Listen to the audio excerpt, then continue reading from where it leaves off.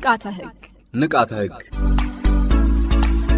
የፌዴራል ፍትህ ሚኒስቴር ከፋና ብሮድካስቲንግ ኮርፖሬት ጋር በመተባበር ለማህበረሰቡ ንቃተ ህግ ይፈጥራል።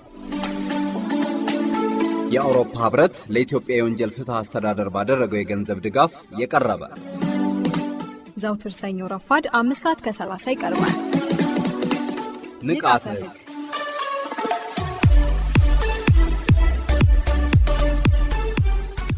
በዚህ ፕሮግራም የሚተላለፉ መልእክቶች የአውሮፓ ህብረትን አቋም ያንጸባርቃሉ ማለት አይደለም።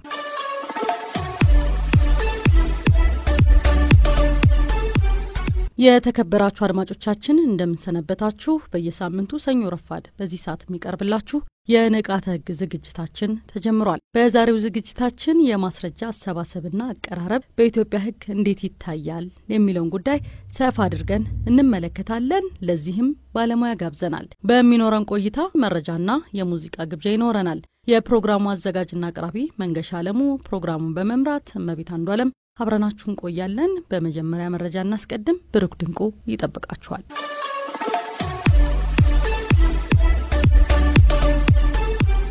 የሀገር ክህደት ወንጀል ዜጎች የሀገራቸውን ብሔራዊ ጥቅም የሚያስጠብቁና ለሀገራቸው ታማኝ እንዲሆኑ ይጠበቃል። ሆኖም ይህንን ግዴታ ወደ ጎን ብለው የሀገራቸውን ጥቅም የሚጎዳ ድርጊት የሚፈጽሙ ዜጎች መኖራቸው የነባራዊው ዓለም ሀቅ ነው። በዚህ መልኩ ከሚፈጸሙ ወንጀሎች መካከል አንዱ የክህደት ወንጀል ሲሆን በሀገራችን የወንጀል ህግም ተካቶ የሚገኝ ነው። በወንጀል ህጉ የተመለከተውን የሀገር ክህደት ወንጀል ምንነትና የሚያስከትለውን የወንጀል ተጠያቂነት በአጭሩ እንመለከታለን። ንቃተ ህግ በወንጀል ህግ አንቀጽ 249 መሰረት ክዳት ማለት አስቦ የኢትዮጵያን ጥቅም ለማስጠበቅ በሚስጥር እንዲጠበቅና እንዳይገለጽ የተደረገውን ምስጢር ሰነድ የመላላክ ጉዳይ ወይንም አንድ ውሳኔ ለህዝብ ወይንም ለውጭ ሀገር መንግስት፣ የፖለቲካ ድርጅትና ሌላ ድርጅት ወይንም ወኪል መግለጽ፣ አሳልፎ መስጠት፣ ወሬውን ማስተላለፍ ወይንም በግልጽ እንዲነገር ማድረግ፣ የኢትዮጵያ መንግስት እንደራሴ ወይም መልእክተኛ ሆኖ ከውጭ ሀገር መንግስት ጋር እንዲፈጽም የተላከበትን ወይም ለኢትዮጵያ ጥቅም ሊከራከርበትና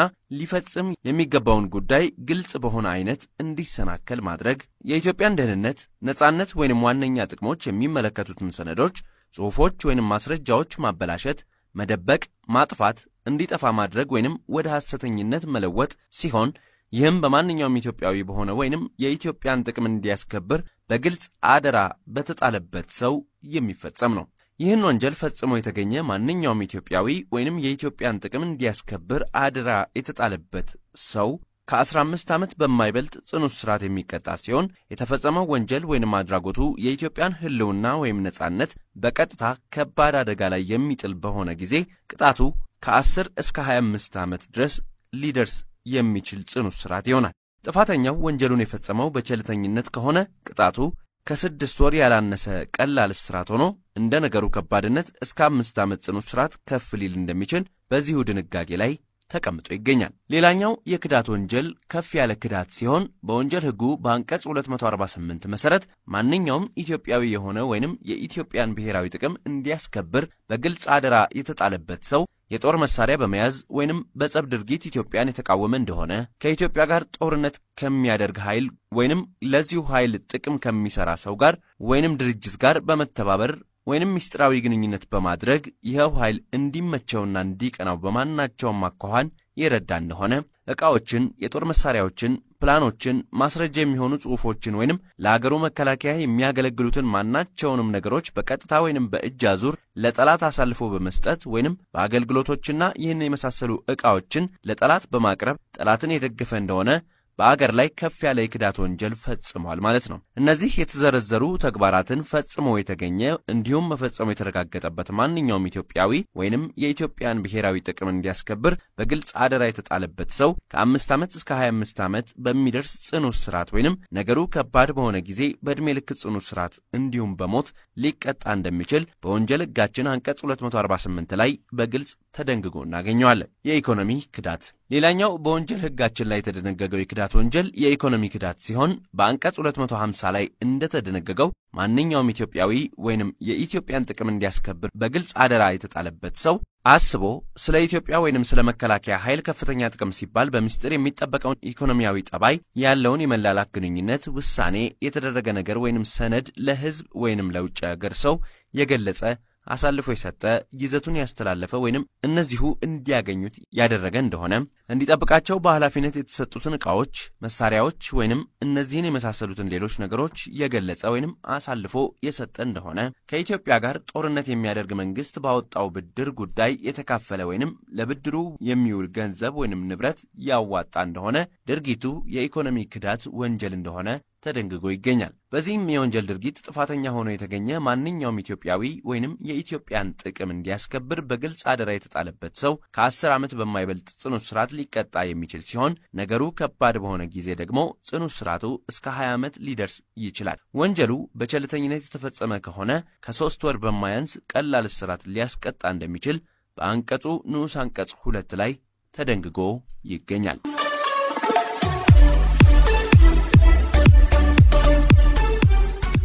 በሰዎች ማህበራዊና ኢኮኖሚያዊ መስተጋብር ውስጥ አለመግባባቶች ወይም ግጭቶች ሊያጋጥሙ ይችላሉ ብቻ ሳይሆን የማይቀሩና የሰው ልጆች የህይወት አንድ አካል ናቸው ማለቱ ይቀላል።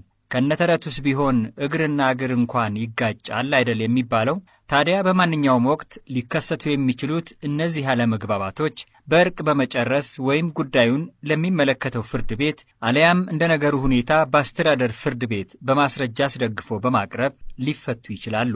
ክቡራን አድማጮች፣ ዛሬ ባነሳነው ርዕሰ ጉዳይ ውስጥ ዋናው የትኩረት ነጥባችን ማስረጃ የሚለው ጉዳይ መሆኑን ልብ በሉልን። ማስረጃ ስንል የሰነድ ማስረጃ፣ የሰው ማስረጃ ወይም በፍሬ ነገር ጉዳዩ ላይ ባለሙያ የሆነ ሰው በማስረጃነት የሚቀርብበት የባለሙያ ማስረጃ እንዲሁም የሚዳሰስ፣ የሚታይ፣ የሚነበብ፣ የሚሰማ ወዘተ ማስረጃዎችን አጠቃሎ የሚይዝ ገላጭ ማስረጃ ማለታችን ነው። ማስረጃ ለፍትህ አሰጣጥ እንዲረዳ በተገቢው የሕግ ስነ ስርዓት አቀራረብ ቦታና ጊዜ መቅረብ ይኖርበታል። የማስረጃ አቀራረብ ስርዓቱ እንደየሕጎቹ የተቀራረበ ወይም የተለያየ ቢሆንም መሰረታዊ ግቡ ግን አንድ ነው። ይሄውም እውነትን በማፈላለግ ፍትህን መስጠት ወይም ማስገኘት ነው። በዚህ መሰረት በዛሬው ዝግጅታችን የማስረጃን ምንነት እንዲሁም በወንጀል ጉዳይ የሚከናወነውን የማስረጃ አሰባሰብ አቀራረብና የክርክር ሂደት እንመለከታለን። በእነዚህ ጉዳዮች ዙሪያ ሙያዊ ማብራሪያ እንዲሰጡን የሕግ ባለሙያ ጋብዘናል። በመጀመሪያ እንግዳችንን ተዋወቋቸውና ዝግጅታችንን ከማስረጃ ምንነት እንጀምር። እንዳወቀ ፍስሐ እባላለሁ። በፍትህ ሚኒስቴር የንቃተ ሕግ ትምህርትና ስልጠና ዳይሬክቶሬት አቃቢ ሕግ ነኝ። በወንጀል ጉዳይ የሚከናወነውን የማስረጃ አሰባሰብ አቀራረብና ክርክር ሂደት በአጭሩ የምንመለከት ይሆናል። የማስረጃ ምንነትን በተመለከተ ማስረጃ ማለት በዳኝነት አሰጣጥ ሂደት የአንድን ፍሬ ነገር መኖር ወይም አለመኖር ለማረጋገጥ የሚረዳ ነው። ይህም ማስረጃ የአንድን ነገር እውነተኛነት ወይም ሐሰተኛነት ወይም የአንድን ፍሬ ነገር መኖር ወይም አለመኖር የሚያሳይ አይተን አሽትተን ዳሰን ወይም ሰምተን የምንረዳውና የምንለየው ነገር ነው በማለት ልንተረጉመው እንችላለን። በሌላ በኩል የማስረጃ አቀራረብ ማለት አንድ ፍሬ ጉዳይ በተመለከተ የሚቀርቡ ማስረጃዎችን ለፍትህ አካል ወይም ለአስተዳደር ተቋም ወይም ጉዳዩ ለሚመለከተው አካል ለማቅረብ የተቀመጠውን ስነ ስርዓት ጊዜና ቦታን ተከትሎ ማቅረብ ማለት ነው። የተለያዩ ሕጎች የራሳቸው የሆነ የማስረጃ አቀራረብ ስነ ስርዓት ይከተላሉ። ይህም የሆነበት መሰረታዊ ምክንያት ከሕጎቹ መሰረታዊ ባህሪና ዓላማ በመነሳት ለሕጎቹ ውጤታማ አፈጻጸም እንዲሁም ቀልጣፋና ፈጣን ፍትህ ለመስጠት እንዲያግዙ በማሰብ ነው። በፍትሐ ብሔር ስነ ስርዓት ሕግ፣ በወንጀለኛ መቅጫ ስነ ስርዓት ሕግ እንዲሁም የጸረ ሙስና ልዩ የስነ ስርዓትና ማስረጃ ሕግ በዋናነት ከዚህ አንጻር ሊጠቀሱ ይችላሉ።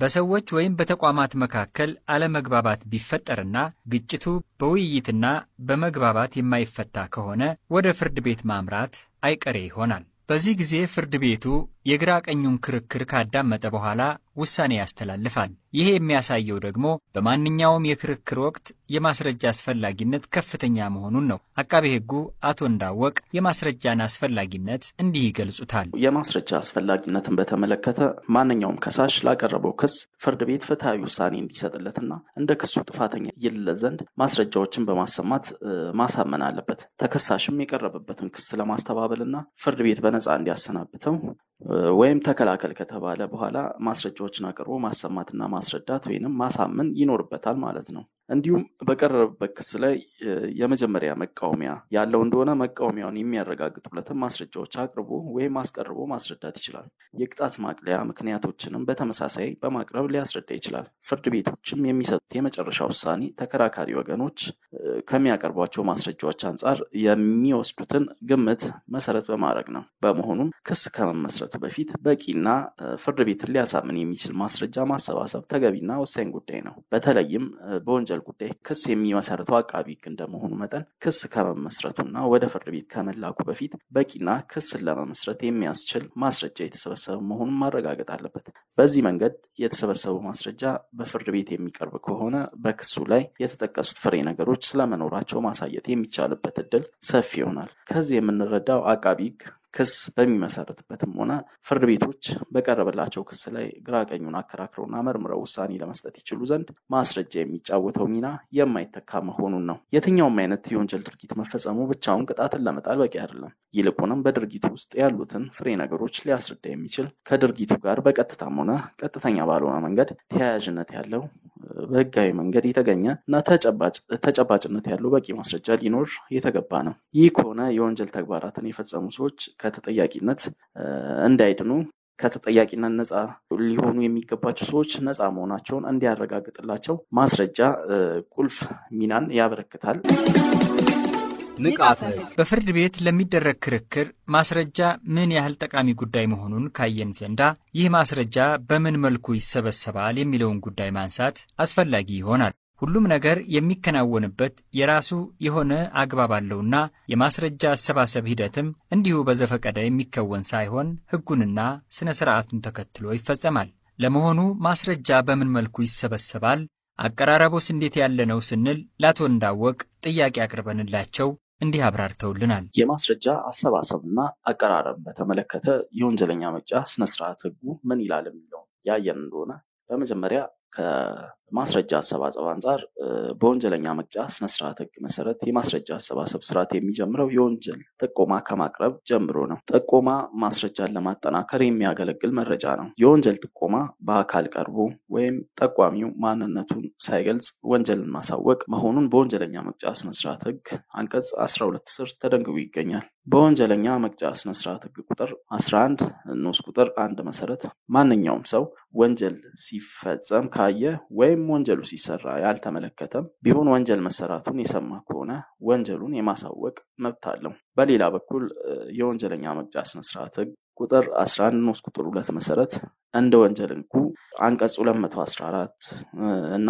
335 አይነት ድንጋጌዎች ይሄም ማለት አንቀጽ 254 በዋነኛነት በሀገሪቱ ህገ መንግስታዊ ስርዓት ላይ እና ሉዓላዊነት ላይ ሊፈጸሙ ያሉ ወንጀሎችን ያለማስታወቅን የሚያመለክት ሲሆን የወንጀል ሕጋችን አንቀጽ 335 ደግሞ በመከላከያ ሰራዊትና ወታደራዊ ግዴታዎች ላይ የሚፈጸሙ ወንጀሎችን አለማስታወቅ የሚሉትን የሚይዙ ድንጋጌዎች ሲሆኑ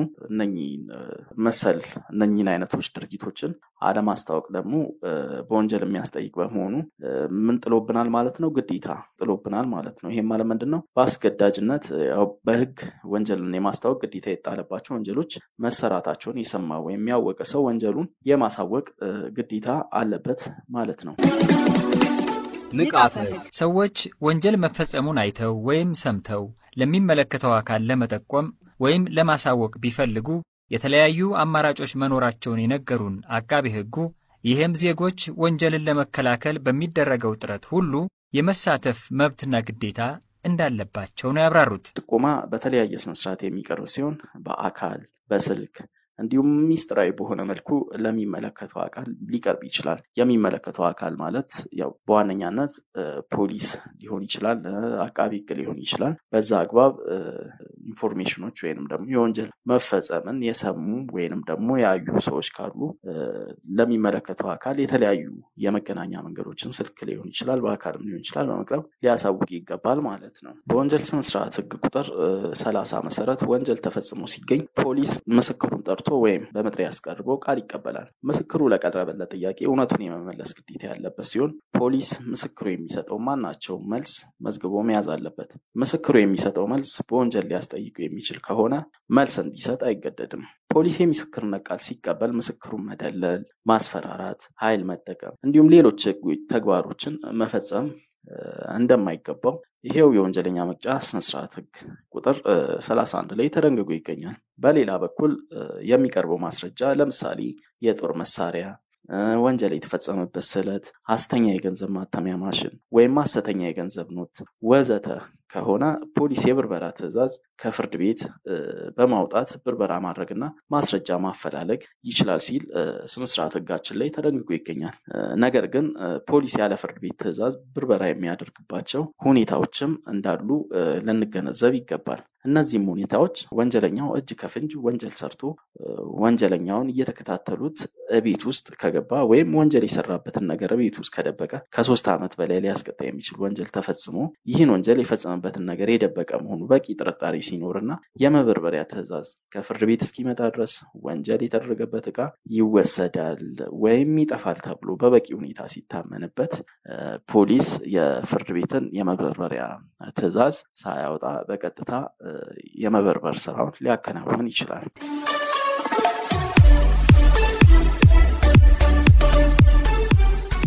ፖሊስ በጥቆማ አለያም እጅ ከፍንጅ ተከታትሎ የደረሰበትና በብርበራ የተገኘው ከወንጀል ጋር ግንኙነት አለው የተባለን ንብረት በጥንቃቄ ለዚሁ ተብሎ በተዘጋጀ ስፍራ ማስቀመጥ የሚኖርበት ሲሆን እንደ አስፈላጊነቱ የክስ አካል ሆኖ ያገለግላል ከተባለ ለፍርድ ቤት ሊቀርብ ይገባል ሲል የወንጀለኛ መቅጫ ስነ ስርዓት ህጉ ይደነግጋል። ፖሊስ ብቻውን ወይም ከአቃቤ ህግ ጋር በመሆን የሰበሰበውን ማስረጃ በማደራጀት ለውሳኔ ለአቃቤ ህግ ያቀርባል። አቃቤ ህግ በበኩሉ ተከሳሽን ሊያስቀጣ የሚችል በቂ ማስረጃ መኖሩን ሲያረጋግጥ ክስ መስርቶ ለፍርድ ቤት ያቀርባል። ፍርድ ቤትም ክርክሩ የሚሰማበትን ቀን እና ሰዓት ወስኖ በወንጀለኛ መቅጫ ስነ ስርዓት ህግ ቁጥር 123 ያው ለተከሳሽ መጥሪያ እንዲላክ ይደረጋል። በመቀጠል ተከሳሽ ሲቀርብም ክሱ ተነቦለት በክሱ ላይ መቃወሚያ ካለ እንዲያቀርብ የሚጠየቅ ሲሆን መቃወሚያ ከሌለውና የቀረበበትን ክስ ሙሉ በሙሉ በማመን የእምነት ክህደት ቃሉን የሚሰጥ ከሆነ ፍርድ ቤቱ ይህንኑ በመዝገብ በማስፈር በወንጀል ስነ ስርዓት ህግ ቁጥር 134 መሰረት ማስረጃ መስጠት ሳያስፈልገው የጥፋተኝነት ውሳኔ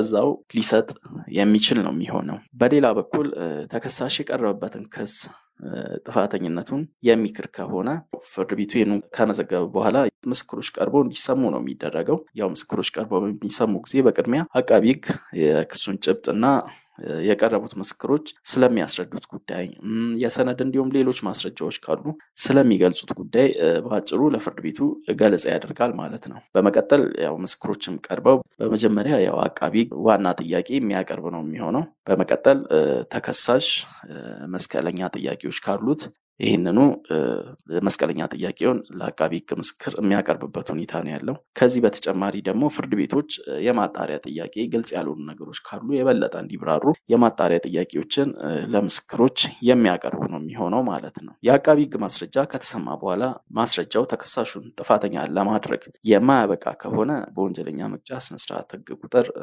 141 መሰረት ተከሳሽ መከላከያ ማስረጃ ማቅረብ ሳያስፈልገው በነፃ የሚሰናበት ሲሆን በሌላ በኩል ደግሞ በአቃቤ ህግ የቀረቡት ማስረጃዎች ተከሳሹ የተከሰሰበትን የወንጀል ድርጊት ለመፈጸሙ ከተመሰከረበት ተከሳሽ እንዲከላከል ብይን የሚሰጥበት ሲሆን መከላከያ ምስክሮችን ቀርበው እንዲሰሙ ነው የሚደረገው ማለት ነው። ተከሳሹ የቀረበበትን ክስና ማስረጃ በመከላከያው ማስተባበል ከቻለ በነፃ የሚሰናበት ሲሆን ክሱን ማስተባበል ካልቻለ ግን ፍርድ ቤቱ የሚወስነውን ውሳኔና አጠቃላይ ሂደቱን አቃቤ ህጉ እንዲነግረውናል። የተከሳሽ መከላከያ ምስክሮችም ያው በሚቀርቡ ጊዜ በቅድሚያ ተከሳሽ በራሱ ወይም በጠበቃው በኩል ያቀረባቸውን የመከላከያ ምስክሮችን የመጀመሪያ ያው ጭብጥ ማስያዝ ይኖራል። ከዛ በመቀጠል ዋና ጥያቄ ነው የሚቀርብላቸው። በመቀጠል ደግሞ ከሳሽ አቃቤ ህግ መስቀለኛ ጥያቄ የሚጠይቅበት ሁኔታ ይኖራል። ከዛ በኋላ ደግሞ ፍርድ ቤቶች ድጋሚ ጥያቄ ካለው የመከላከያ ምስክሮችን ያቀረበው ከመስቀለኛ ጥያቄ በኋላ ድጋሚ ጥያቄዎች ካሉት በመስቀለኛ ጥያቄ ወቅት የፈረሱ አንዳንድ ጉዳዮችን ለማስተካከል ያስፈልገው ያው ድጋሚ ጥያቄ እንዲጠይቅ ይሰጠዋል እድል። በመቀጠል ያው ፍርድ ቤቶች ናቸው የማጣሪያ ጥያቄዎችን የሚያቀርቡት ማለት ነው። በተመሳሳይ መልኩ በስተመጨረሻም ፍርድ ቤቱ የግራ ቀኙ ማስረጃ መዝኖ ተከሳሹ የቀረበበትን ክስና ማስረጃ በመከላከያው ማስተባበል ከቻለ በነፃ የሚሰናበት ሲሆን መከላከል ካልቻለ የጥፋተኝነት ፍርድ የሚሰጥ ይሆናል። የጥፋተኝነት ውሳኔ በተሰጠ ጊዜ ግራ ቀኙ የቅጣት አስተያየት የሚያቀርቡ ሲሆን በማስረጃ ማስደገፍ ያለባቸውን ነገሮች በማስረጃ ማስደገፍ ይጠበቅባቸዋል። ይህም ሲባል ምን ማለት ነው? ለምሳሌ ተከሳሽ ጥፋተኛ ከተባለ በኋላ የቅጣት ውሳኔ በሚጣል ወቅት ቅጣት እንዲቀልለት ታማሚ ከሆነ የሕክምና ማስረጃ ሊያቀርብ ይገባል። የቤተሰብ አስተዳዳሪ ነኝ በሚል ቅጣት እንዲቀልለትም እንደ ቅጣት ማቅለያ የሚያቀርብ ከሆነ ይህንንም የሚገልጽ ማስረጃ ማቅረብ ይጠበቅበታል ማለት ነው። በዚህ ሂደት ላይ ያለ ፍርድ ቤትም የቀረበለትን የቅጣት አስተያየት እና ማስረጃ ከሕጉ አንጻር መዝኖ የመጨረሻውን የቅጣት ውሳኔ ይጥላል ማለት ነው።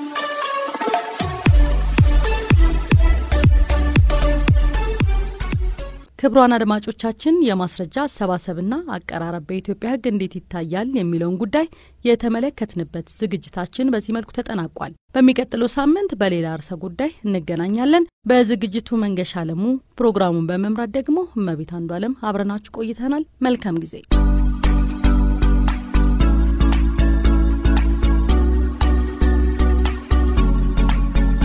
ንቃተ ሕግ ንቃተ ሕግ የፌዴራል ፍትህ ሚኒስቴር ከፋና ብሮድካስቲንግ ኮርፖሬት ጋር በመተባበር ለማህበረሰቡ ንቃተ ሕግ ይፈጥራል። የአውሮፓ ህብረት ለኢትዮጵያ የወንጀል ፍትህ አስተዳደር ባደረገው የገንዘብ ድጋፍ የቀረበ ዘውትር ሰኞ ረፋድ 5:30 ይቀርባል። ንቃተ ሕግ